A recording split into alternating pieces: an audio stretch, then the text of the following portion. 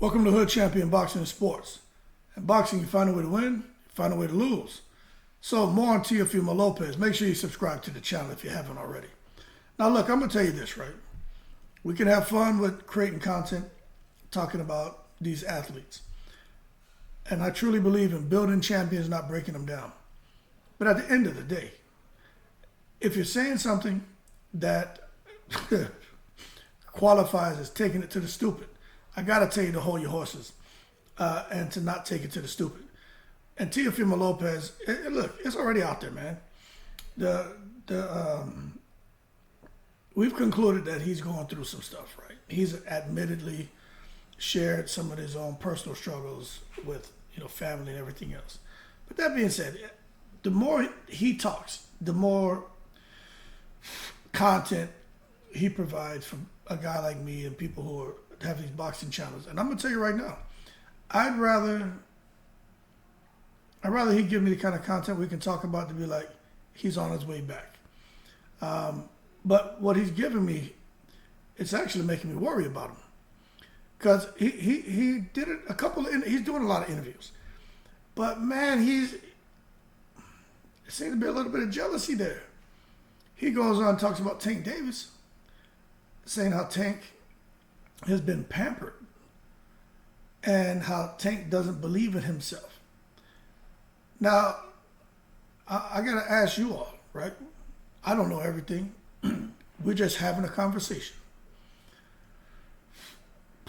What is it that Tank has or has not done when it comes to boxing that would lead anyone to believe that he doesn't believe in himself?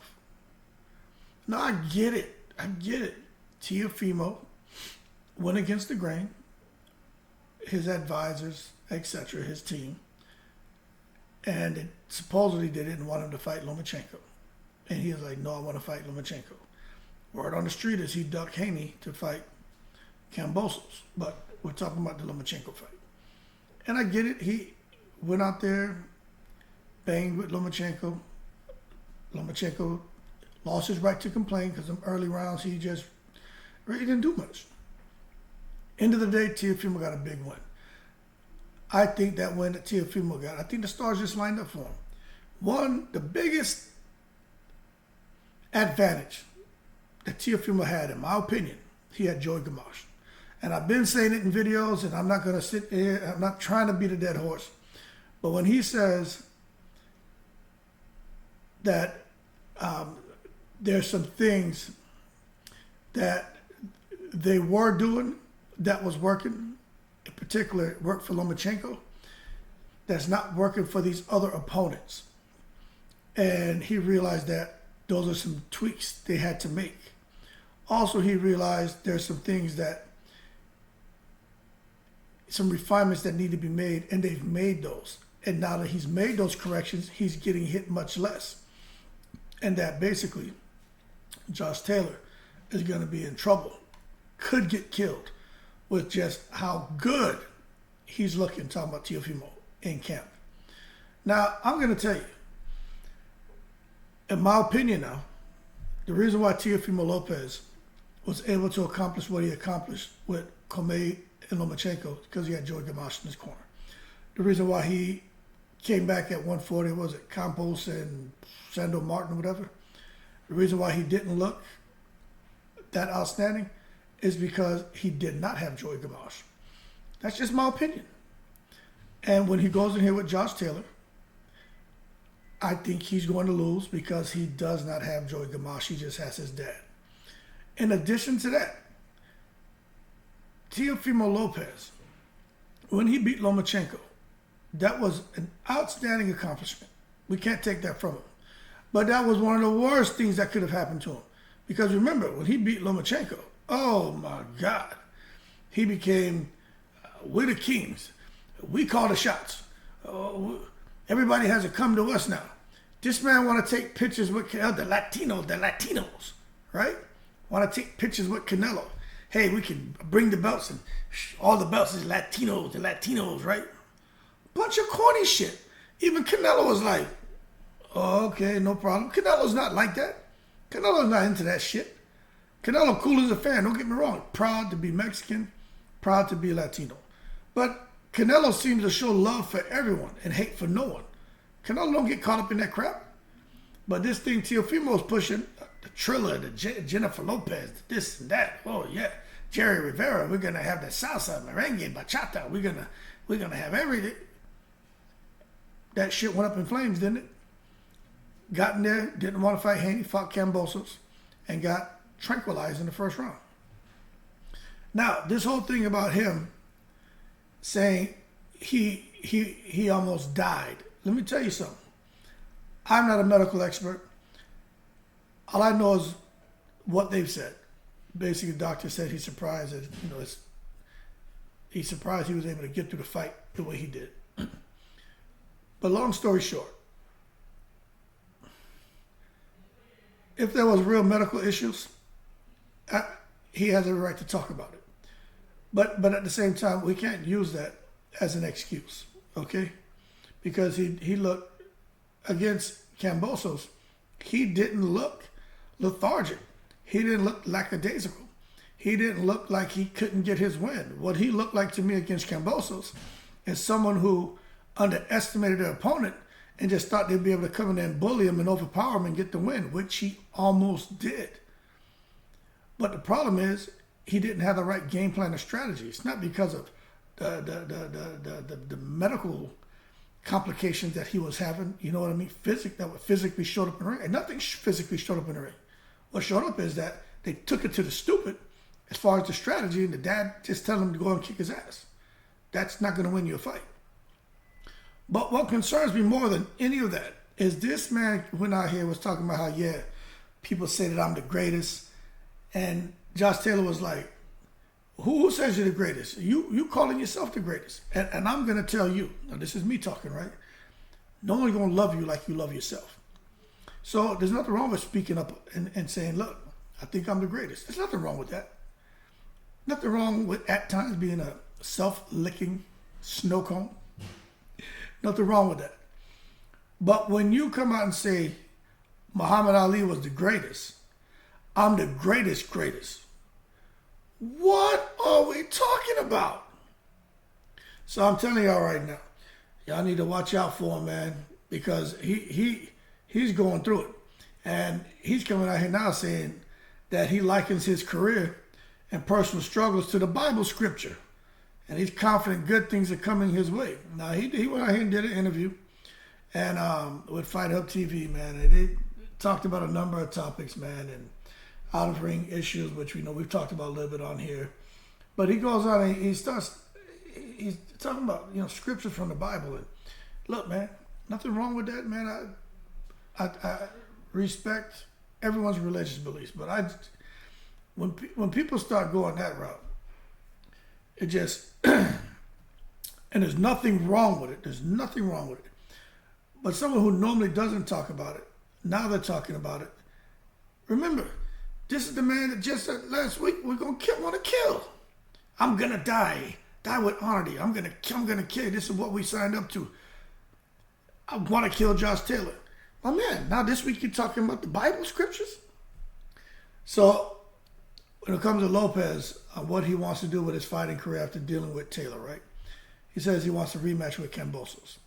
He says, yeah, I do, but he's not going to take the fight, but we'll see from there.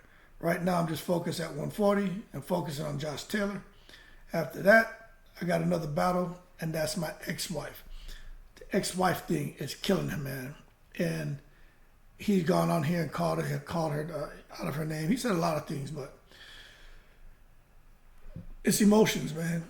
And it happens to everybody, men, women, it happens. He's in uncharted territory. He's going through something that you can't prepare for. You know what I'm saying? When there's emotions like that involved and your child involved, it's rough. But anyway, he's saying his next battle after this fight is dealing with the whole ex-wife issue. So they ask him, man, on how he's been able to compartmentalize his issues outside the ring without letting it interfere with his preparation for Taylor. He says, the book of Job was a man that believed a lot in God, had a lot of faith. This is where God and the devil made a deal amongst each other to show for one man on earth.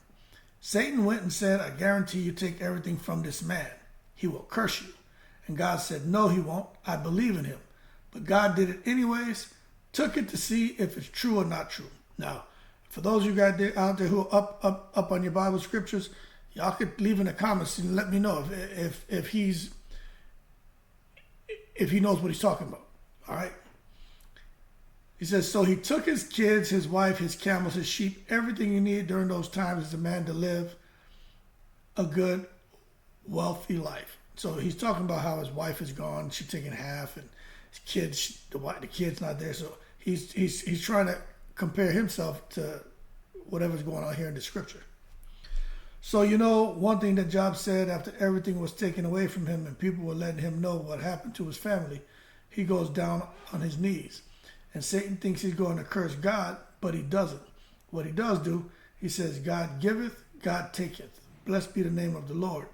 And Satan was mad, very mad, extremely mad, because he thought he took everything from you. He's talking about them belts too, the fact that he's not a champion anymore. And at 140, he's going to struggle to get them titles back. So the wife is gone, the child is a sad situation, but he's not seeing the child the way he would like to. A lot of money's gone, no championships, and a lot of the fan support has pretty much turned their back on him. His dad has a lot to do with that too. He goes on to saying, this is where I'm at now.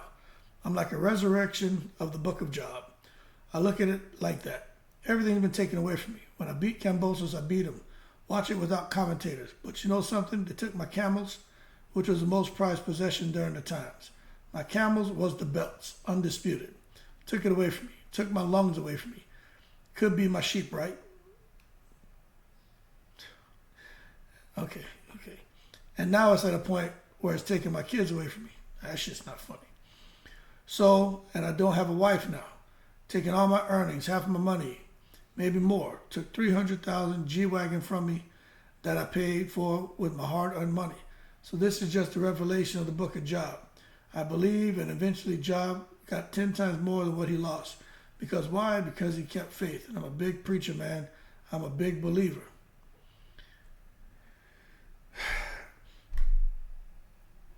Let me tell you something.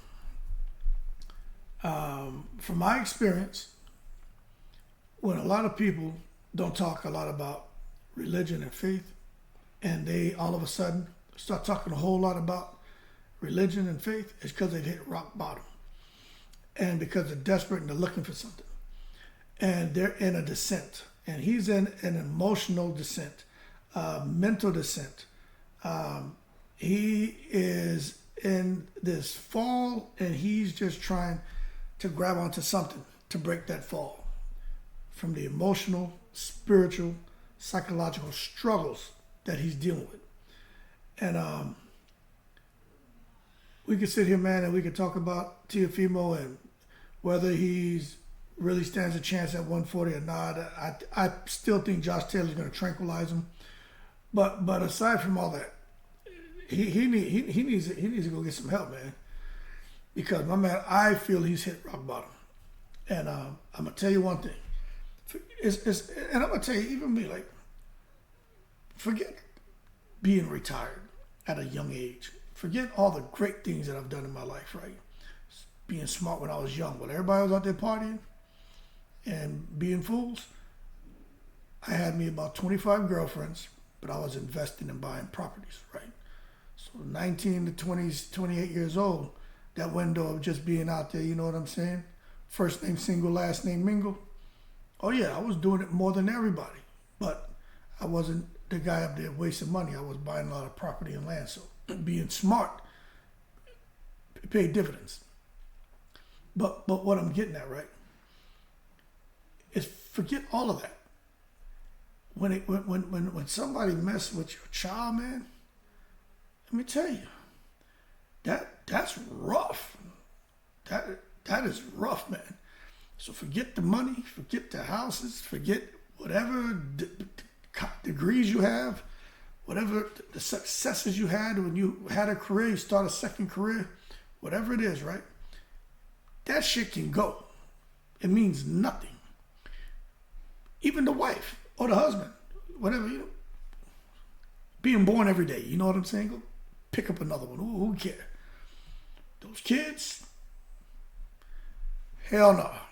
Deal breaker. And this man's going through that shit with his child. I don't know all the specifics, but that's all I need to hear.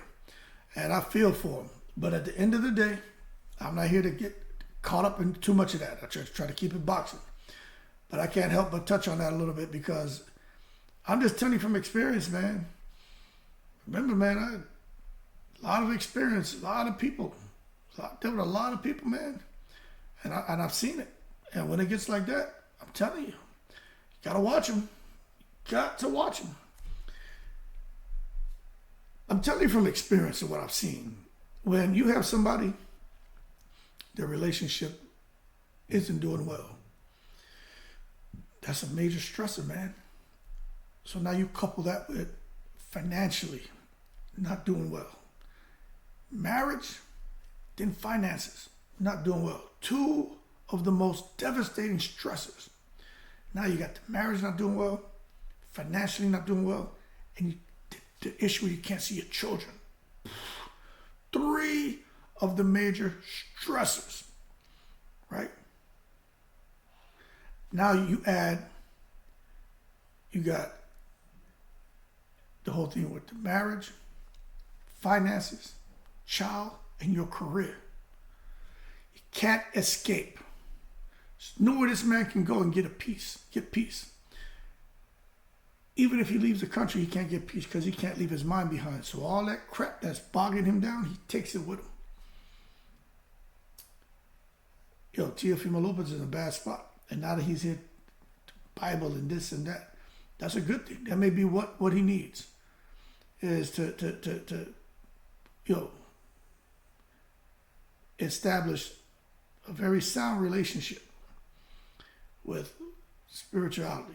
Because, man, let me tell you, if he loses to Josh Taylor, Lord, it's going to be unfortunate because there aren't many people out here who are creating content or who are getting on Twitter who maybe have the experiences that I have that know when to say knock it off. You know what I'm saying? And peel the layers back and be like, all right, yeah, going a little cuckoo here, but maybe we should kind of change the conversation up a little bit. Why? And then ask that why question about 7 times. Because if he loses to Josh Taylor, which I think he's going to lose, but he could win. I just think Josh Taylor is just too good.